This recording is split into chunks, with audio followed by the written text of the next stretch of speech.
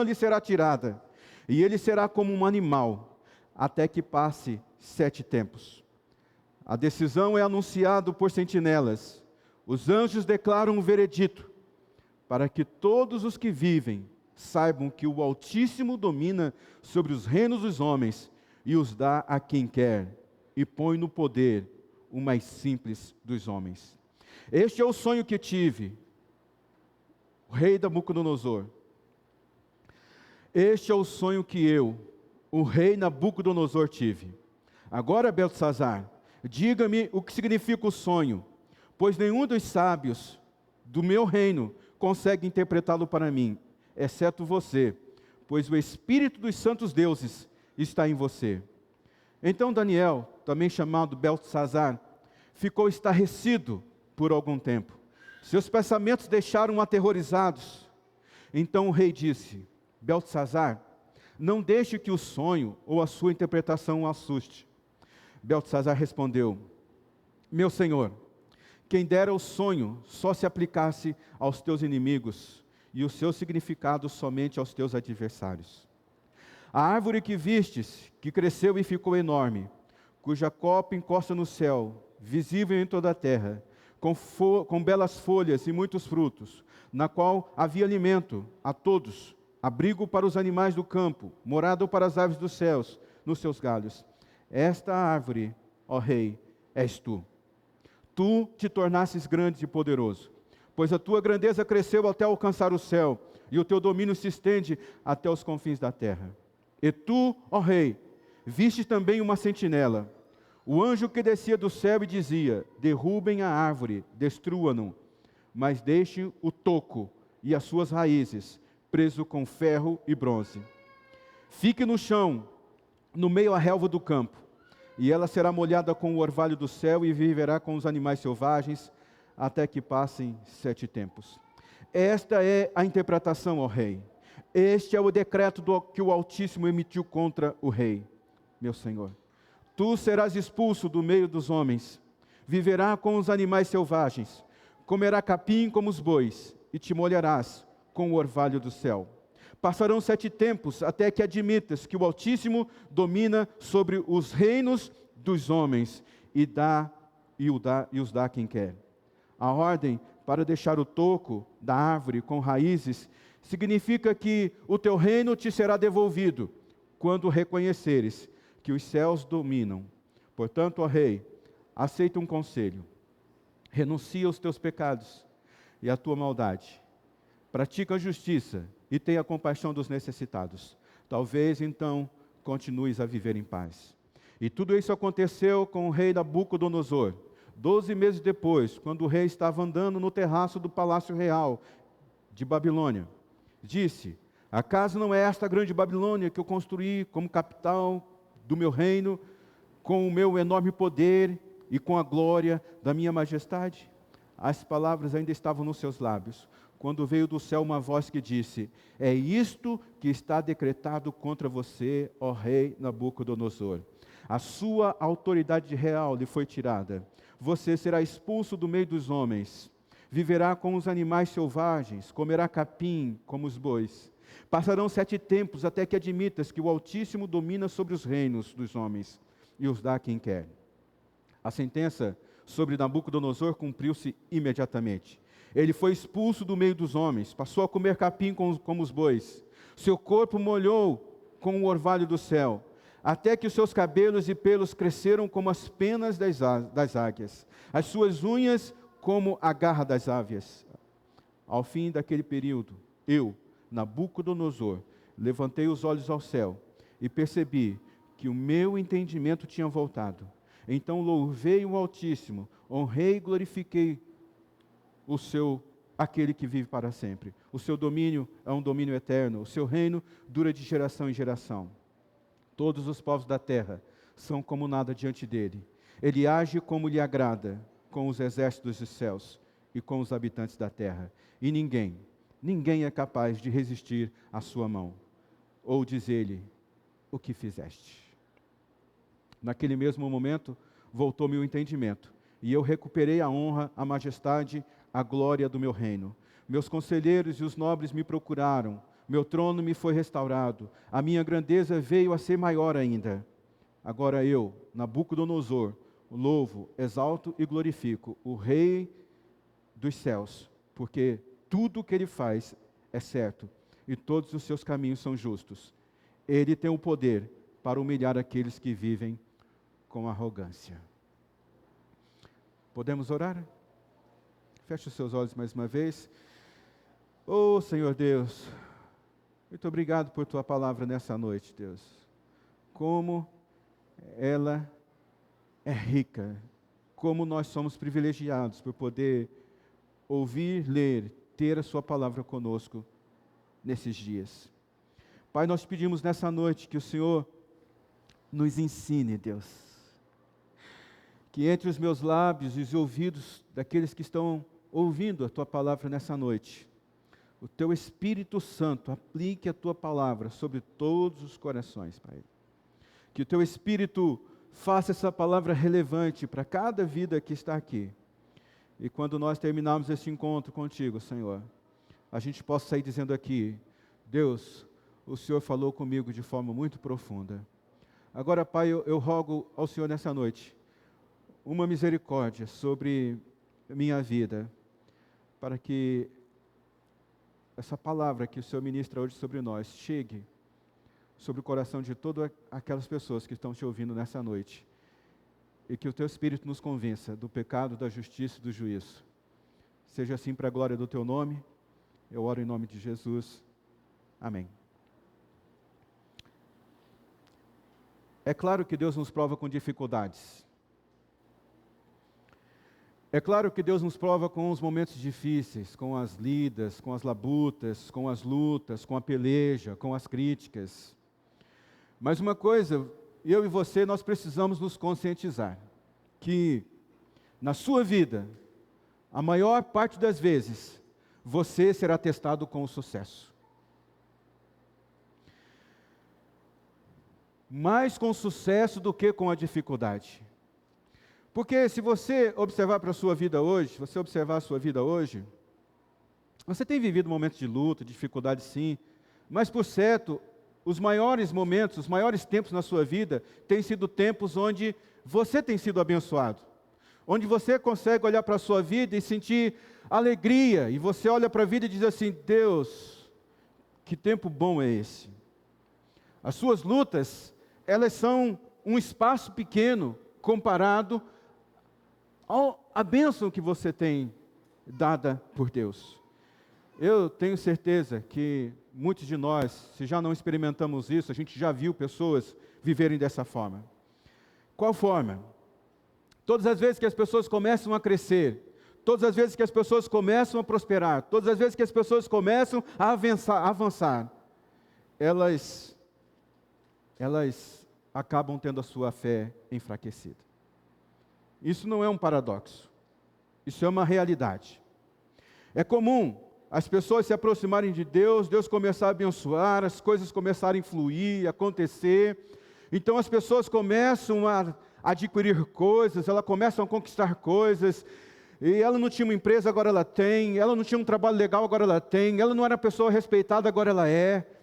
E as coisas de Deus, adoração a Deus, estar na casa de Deus, ela começa a ficar em segundo plano. São os compromissos sociais, é a agenda apertada, é o trabalho que nos suga, é a empresa que nos suga, é a prosperidade que nos suga. E a gente acaba tendo a nossa fé enfraquecida. Compreenda isso. As pessoas, elas são mais destruídas espiritualmente pelo sucesso do que pelo sofrimento. Sim, geralmente quando os filhos têm dificuldades na vida, a primeira coisa que eles fazem é correr para o pai e para a mãe. Primeira coisa. Oh, Deus me ajuda. Oh, meu pai me ajuda, me socorre. É lógico que existem aquelas pessoas que vivem num caminho de vitimismo. Elas olham para essa situação difícil e dizem assim: eu não acredito que Deus está fazendo eu passar por isso, eu não acredito que Deus está permitindo com que eu sofra desse jeito. E ao invés dela crescer no caminho de dificuldade, ela acaba se afastando de Deus. Mas eu acredito que de cada 10 pessoas, apenas uma sabe lidar com prosperidade. A cada 10 pessoas, apenas uma sabe lidar com um tempo de bênção. A cada 10 pessoas, apenas uma sabe lidar com o bem-estar. O que é bem-estar? O bem-estar é você levantar numa manhã, abrir a sua janela, ver o sol batendo, o vento chacoalhando as palmeiras, e você olha para aquilo e diz: meu Deus, que dia lindo. Você olha para o lado, você vê a sua esposa descansando, seus filhos ali perto de você.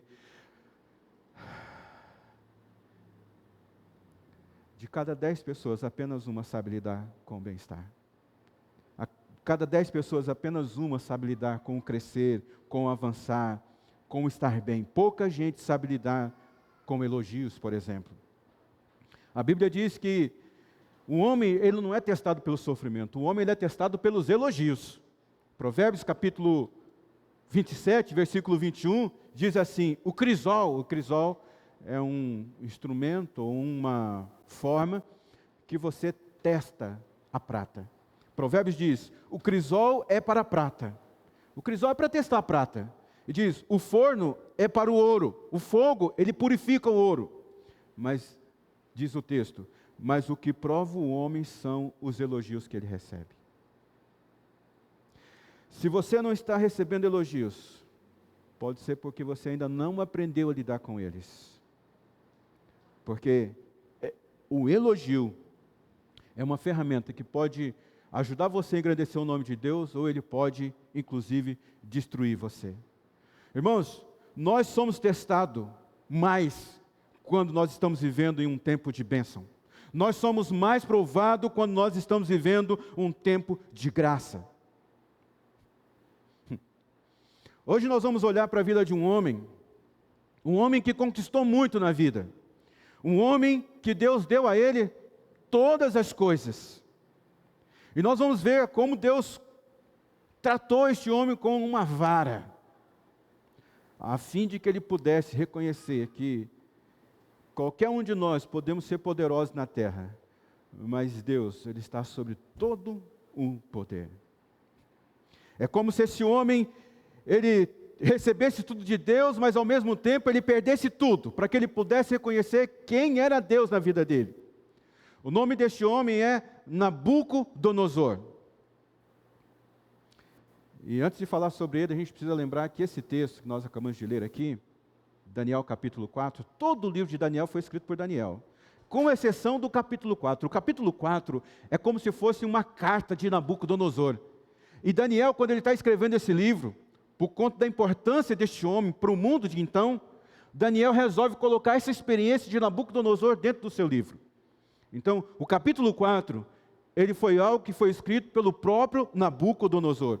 E esse texto todo fala sobre como a gente trata o orgulho.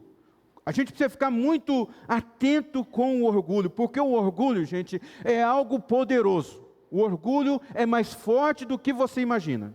Eu li uma frase de Winston Churchill. Ele diz: o elogio e a crítica são como chiclete. Você pode até morder, mas sempre vai ter que cuspir. Já ficou com um chiclete na boca? Perdeu o sabor? Não tem jeito, uma hora você tem que colocar aquilo para fora. Saiba, nem os seus críticos têm a verdade, e nem as pessoas que te louvam têm a verdade. Você já percebeu que o ser humano é o único animal que quando é elogiado ele fica vermelho? Tem pessoas que amassando o rosto fica vermelho, tem gente que fica tão envergonhado assim, que o nariz fica vermelho quando recebe um elogio. Por quê? Porque o elogio ele tem esse poder. Ele não somente mexe com as nossas emoções, mas ele mexe com a química do nosso corpo. Ele não somente levanta o nosso astral, mas ele também tem esse negócio que mexe aqui dentro de nós. E Daniel capítulo 4 é a respeito desse orgulho que Nabucodonosor carregou por um período. Quem era esse homem? Nabucodonosor, ele talvez tenha sido a pessoa mais importante da história dentro do seu tempo. Quando ele tinha mais ou menos de 19 para 20 anos, ele era ainda muito novo, ele passou a ser o general, ele passou a comandar o exército do seu pai. E como comandante, Nabucodonosor, ele conquistou a Síria. A Síria era um dos grandes países, ele tinha uma força bélica muito grande, era um povo muito poderoso, mas Nabucodonosor, como comandante, ele vai lá e conquista essa cidade, esse país, esse povo chamado Assírios. Seu pai morre, e agora ele se torna rei e imperador dos caldeus. Nabucodonosor agora, como rei e imperador dos caldeus, ele conquista vários povos, entre eles medos, persas. E ele conquistou o maior império da sua época, o Império Egípcio. Ele derrotou Neco II, Neco II, faraó, com uma expressão de grandiosidade que a terra jamais havia visto. E esse homem, Nabucodonosor, ele se torna muito poderoso. Ele é tão poderoso que tanto Isaías quanto Jeremias falam a respeito dele. Jeremias, falando a respeito dele, diz que ele é um destruidor de nações. Jeremias capítulo 4, versículo 7 diz: um leão saiu da sua toca, um destruidor de nações se põe a caminho. Ele saiu de onde vive para arrasar a terra. Suas cidades ficarão em ruínas e sem habitantes. Isso aqui é uma palavra de sentença que Deus está trazendo para Jerusalém. Porque Jerusalém, eles tinham uma promessa muito grande do favor de Deus sobre a vida deles. Mas por conta dessa promessa, por conta das bênçãos que às vezes a gente carrega, a gente fica muito orgulhoso. E o povo daquela época, o povo de Deus que habitava ali em Jerusalém, eles estavam tão cheios de si, que eles se esqueceram de Deus. E Deus então levanta esse homem para ser uma vara de correção para eles. Eu sinto muito informar para você, mas pais que amam filhos, corrigem filhos. Não tem jeito. E o filho que é um filho decente, quando é corrigido pelo pai, cai em si. E procura o pai e a mãe para pedir perdão. Tá? Eu já experimentei isso na minha vida. Eu fui um menino...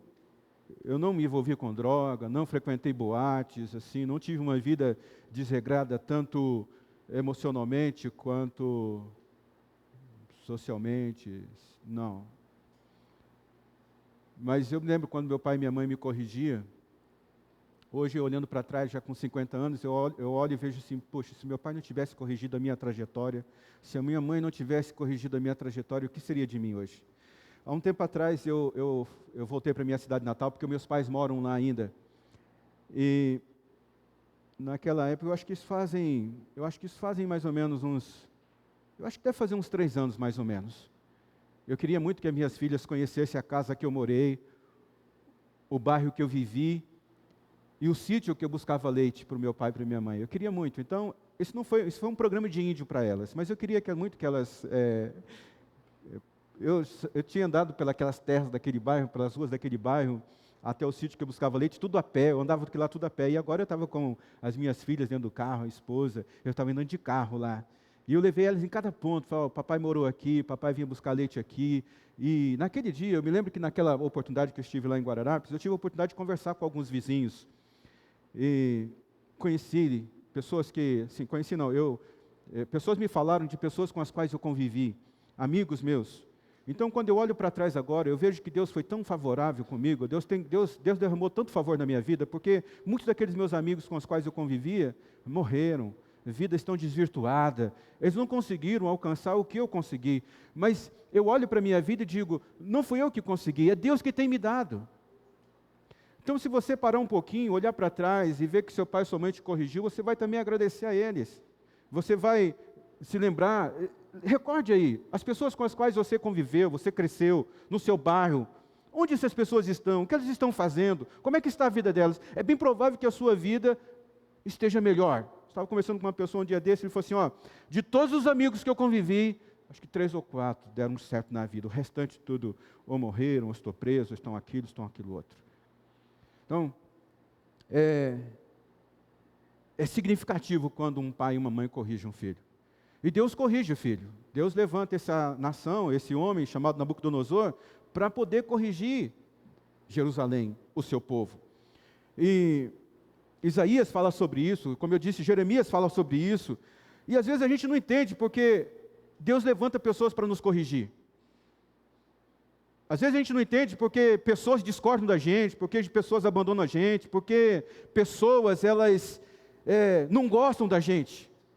Mas pensa um pouquinho, às vezes essas pessoas são levantadas pelo próprio Deus para nos disciplinar. E Deus disciplina aquele que ama. Se você não está sendo disciplinado por Deus, você não é filho de Deus.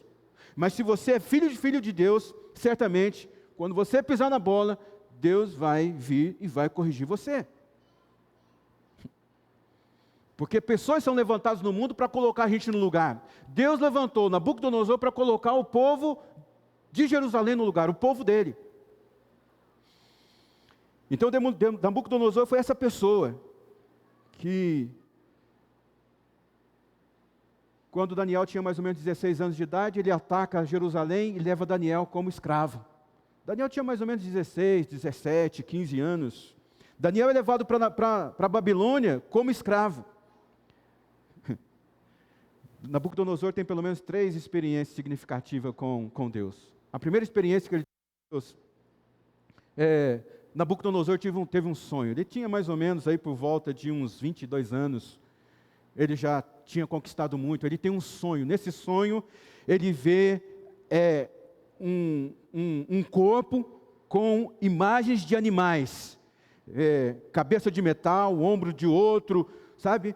E Nabucodonosor tem essa visão e ele fica inquietado com isso. Então ele chama todos os sábios do seu reino e pede para os sábios interpretar, mas não pensa não. O sábio chega diante de Nabucodonosor e Nabucodonosor, eu quero que você interprete o meu sonho. E um deles fala assim, um bonitão no meio lá, fala assim, ô Nabucodonosor, conta para mim o seu sonho, porque eu vou revelar para você. Nabucodonosor disse, não, eu não vou contar o sonho para você, você tem que adivinhar o sonho que eu tive e revelar ele para mim.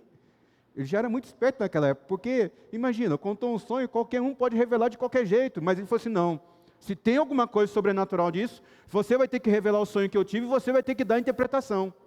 Então, ele dá essa incumbência para todos os magos da época, todo mundo chega lá e não consegue interpretar, não consegue revelar o sonho de Daniel, o sonho de Nabucodonosor, e nem consegue interpretá-lo. Mas então entra Daniel. Daniel, mais ou menos nesse período, ele está santificando a vida dele, ele está purificando a vida dele, ele está naquele período do jejum. Conhece o jejum de Daniel? Olha que coisa poderosa, irmãos. Você está fazendo um jejum, você está santificando a sua vida aqui, e Deus está dando um sonho para uma pessoa lá distante, onde Daniel, por causa da santificação da vida dele, por causa da purificação da vida dele, este homem será usado para decifrar o sonho que este homem teve.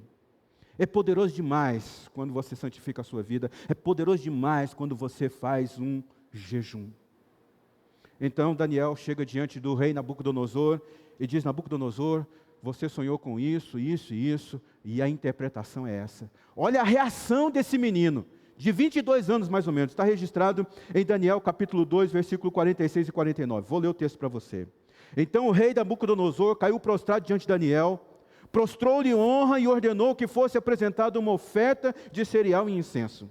O rei disse a Daniel, não há dúvida de que o seu Deus é o Deus de todos os deuses, o Senhor dos reis e aquele que revela os mistérios.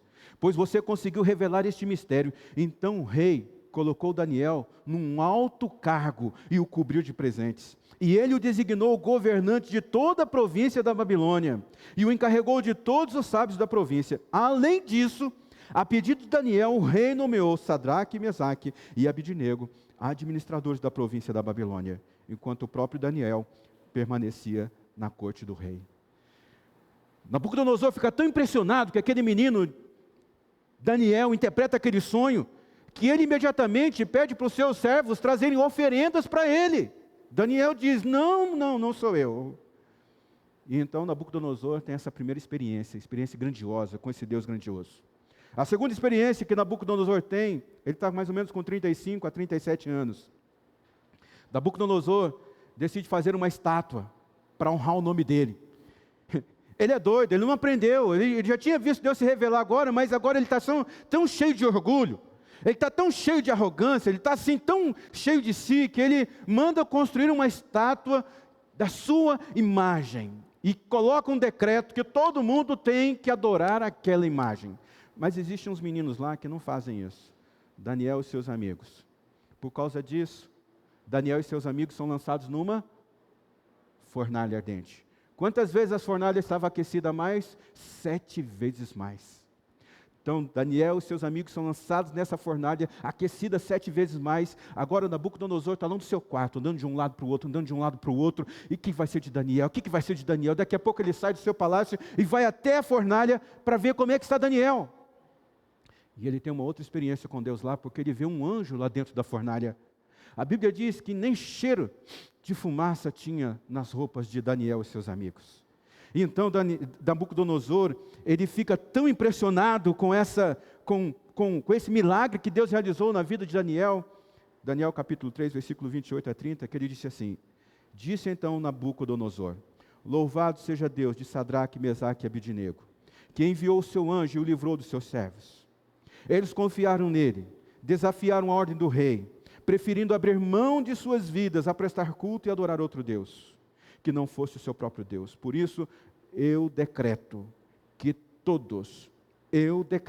todo homem, de qualquer povo, nação e língua, que disser alguma coisa contra o Deus de Sadraque, Mesaque e Abidnego, seja despedaçado, e a sua casa seja transformada em um monte de entulho, pois nenhum outro Deus é capaz de livrar ninguém dessa maneira. Então o rei Nabucodonosor promoveu Sadraque, Mesaque e Abidnego às melhores posições da província da Babilônia. Olha que segunda experiência poderosa. Ele viu que o fogo não foi capaz de consumir nem Daniel e nem os seus amigos. A terceira experiência que Nabucodonosor tem com Deus, ele está com 50 anos de vida. E a gente espera que quando uma pessoa alcança 50 anos de vida, essa pessoa tem algum nível de maturidade. Essa pessoa, ela consegue olhar para a vida com mais calma. Essa pessoa, ela não perde a paciência muito fácil. Essa pessoa não dá resposta muito rápido. Mas me parece, assim, que mesmo depois de 20 anos dele ter essa experiência com Deus, ali quando Daniel e seus amigos são livrados da fornalha 7 vezes aquecida, agora, este homem com 50 anos de idade, ele está tão farto de orgulho, que ele se esquece dos milagres de Deus, ele se esquece de tanta bênção que ele recebeu, ele se esquece dessas experiências. Mas agora é que Deus vai colocar este homem no lugar dele. Porque de vez em quando Deus coloca um homem no lugar dele. De vez em quando Deus diz: espera aí, o caminho que você está seguindo não é o caminho certo, e eu vou colocar você no lugar. Para você entender quem sou eu, para você entender quem é Deus, para você poder entender qual é o poder de Deus, qual é a graça de Deus. Então, para você aprender que Deus é aquele que levanta e é aquele que abate, é aquele que dá honra e é aquele que tira a honra. Deus diz para Nabucodonosor: Nabucodonosor, eu vou mostrar quem você realmente é, eu vou tirar a sua sanidade, eu vou tirar o seu reino, e você vai passar pela pior humilhação, pela maior humilhação da sua vida, para ver se você consegue reconhecer a glória de Deus. Quando você reconhecer quem é Deus, então tudo isso lhe será devolvido. Será que você sabe lidar em honrar a Deus no que você está vivendo agora? Será que você tem passado no teste da prosperidade? Será que você tem falhado no teste da bênção? Será que você tem falhado no teste da terra prometida? O relato da vida desse homem é um negócio que nós devíamos mastigar isso daqui, para a gente não cometer os mesmos erros que ele cometeu. Porque uma coisa é você viver com sabedoria, com entendimento. E o que é sabedoria? Sabedoria é você aprender com o erro dos outros. Você pode até dizer: não, deixa eu passar por essa experiência, mas para que você precisa passar por essa experiência se você viu alguém que já passou e não deu certo? Sabedoria é você aprender com o erro dos outros. Nabucodonosor começa essa carta que ele escreve aqui, ele diz: eu, Nabucodonosor, eu escrevi isso para mostrar que existe apenas um Deus, e esse Deus levanta quem Ele quer e derruba quem Ele quer. Esse Deus dá honra e Ele tira a honra. Por que a gente corre o risco de ir se enfraquecendo quando a gente prospera? Existem 3 razões, eu vou falar uma delas hoje e eu termino semana que vem. Primeiro, por que a gente corre o risco de ir se enfraquecendo quando a gente prospera? Primeiro, Porque nós vamos ficando mais confortáveis e mais complacentes com o momento que se está vivendo. Daniel capítulo 4, versículo 4 diz assim: eu, Nabucodonosor, estava satisfeito e próspero em casa, no meu palácio. Olha, confortáveis e complacentes, essas duas palavras são muito fortes. Ele diz, eu estava assim, numa boa no meu palácio. E essa declaração não é a declaração de alguém que está agradecendo a Deus. Essa declaração não parece a declaração de alguém que está honrando a Deus, que está buscando a Deus. Essa declaração parece com alguém que construiu um palácio, construiu um império, e pegou o seu ego e colocou no altar. Isso é tão claro, porque ele manda construir uma estátua em seu nome. E Jesus fala sobre seu comportamento no Novo Testamento. Jesus conta a história de um homem que ele plantou muito, colheu muito, ele fez vários celeiros, colocou tudo dentro do celeiro, foi deitar à noite e falou assim, alma, minha alma, você tem tudo, tudo, tudo, apenas aproveita a vida. Eu preciso ler esse texto na íntegra. Lucas capítulo 12, versículos 19 e 23. E direi a mim mesmo, você tem grande quantidade de bens, armazenados por muitos anos, descansa, come, beba e alegre-se. Contudo, Deus lhe disse, insensato, uma outra versão diz louco, esta mesma noite sua vida lhe será exigida. Então, quem ficará com o que você preparou? Assim acontece com quem guarda para si riquezas, mas não é rico para com Deus. E dirigindo-se aos seus discípulos, Jesus acrescentou, portanto vos digo, não se preocupe com a sua própria vida, quanto ao que comer, nem com os seus próprios corpos, quanto ao que vestir. A vida, ela é mais importante do que a comida, e o corpo, ele é mais importante do que a roupa. Esse problema do orgulho é um problema que, às vezes, muitos de nós não conseguimos identificar. Por quê? Porque, às vezes, a gente confunde orgulho com arrogância. Arrogância vem da palavra arrogar. Arrogar, lembra? Rogue ao Pai, pedido. Você verbaliza. Arrogância quer dizer, você fala sobre si mesmo. Então, a arrogância é um pecado da língua. É quando alguém olha para si mesmo e diz, você viu como eu estou? Olha aqui, olha como eu estou. Mas o orgulho não. O orgulho, ele é um pecado do coração, ele é um fruto do coração. Porque, veja só, quando uma pessoa ela discorda com os princípios de Deus, por exemplo, se Deus diz para você, eu tenho um princípio para a sua sexualidade, ele é essa. Mas você, com o seu orgulho, olha para esse princípio e diz assim, eu não vou seguir esse princípio não, eu vou seguir o meu. Então, o que você está fazendo? Você não vai se declarar para todo mundo, Deus pensa assim, mas eu penso diferente, e eu vou fazer do meu Deus de jeito. Não, você não fala isso. Você apenas executa, você apenas age. Então, o orgulho, ele é fruto do coração. Quando você discorda de um princípio de Deus, você não abre a sua boca e diz assim, eu não concordo com isso, Deus, eu vou fazer dessa forma. Não. Você simplesmente, no seu coração, decide fazer diferente. Você age diferente. Então, a arrogância, ela é fruto dos lábios, pecado dos lábios. Mas o orgulho, ele é pecado do coração. Ele é fruto do coração. O orgulho, ele é rebelião contra Deus. O orgulho foi o que fez com que o anjo, talvez mais importante do céu, caísse, Satanás. Você vai ver isso lá em Isaías, capítulo 14, versículo 13.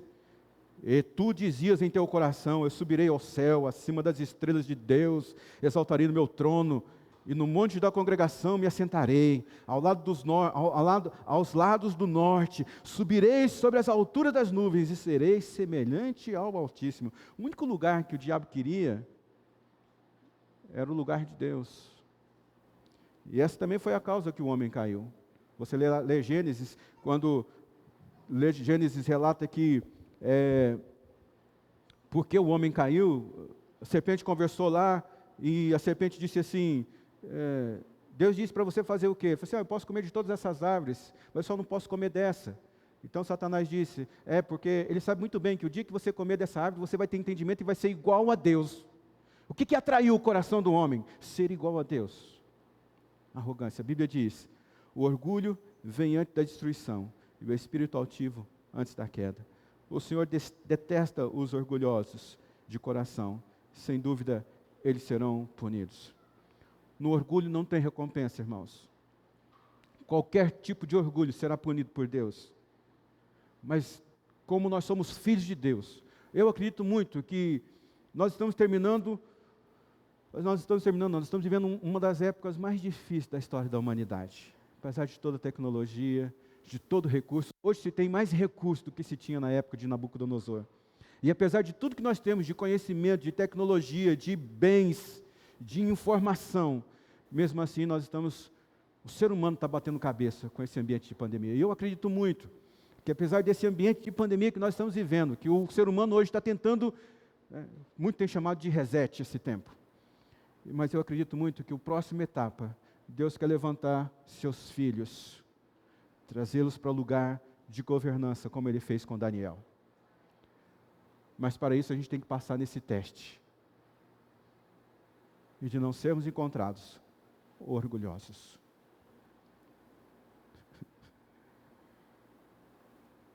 Pois o Senhor disciplina quem ama e castiga todo aquele quem aceita como filho. Sabe, uma grande dificuldade que nós temos é quando a gente vê para o lado pessoas que estão prosperando, estão crescendo, mas são pessoas orgulhosas. A gente diz assim, nossa, mas não é possível que Deus não está vendo isso, Deus é injusto, porque eu não posso fazer um negocinho de errado, Deus já vem para cima de mim, mas essa pessoa está vivendo tudo isso de errado e Ele está lá crescendo. Olha, aprenda uma coisa, se essa pessoa ela está crescendo, mesmo sendo orgulhoso, porque essa pessoa não é filho de Deus. Porque quando a pessoa é filho de Deus, Deus levanta alguém para dar um jeito na vida dessa pessoa, para colocar essa pessoa na linha, para endireitar a vida dessa pessoa.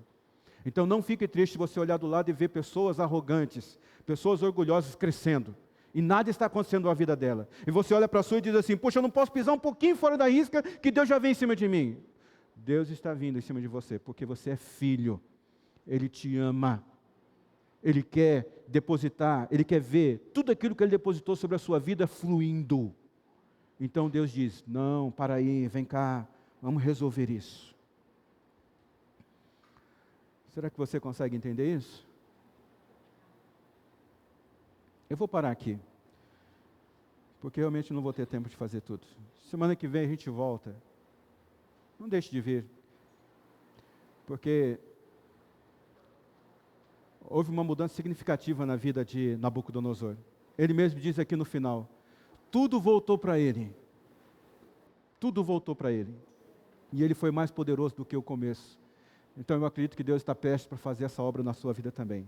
Te tornar mais poderoso, mais influente, com mais bênção e mais graça do que você tem até agora.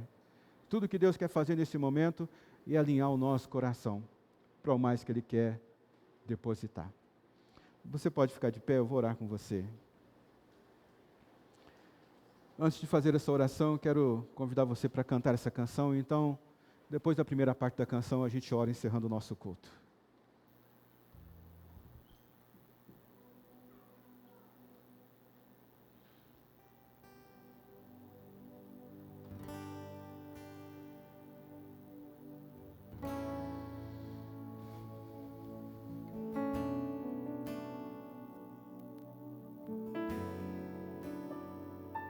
Meu orgulho me tirou do jardim, sua humildade colocou o jardim em mim. Se eu vendesse tudo que tenho, em troca do amor eu falharia.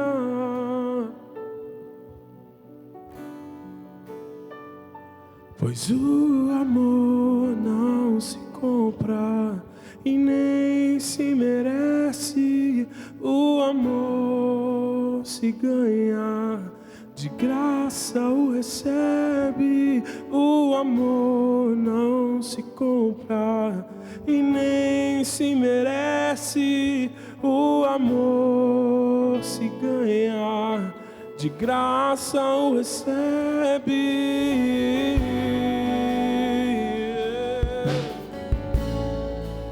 De graça o recebe. Meu orgulho me tirou do jardim.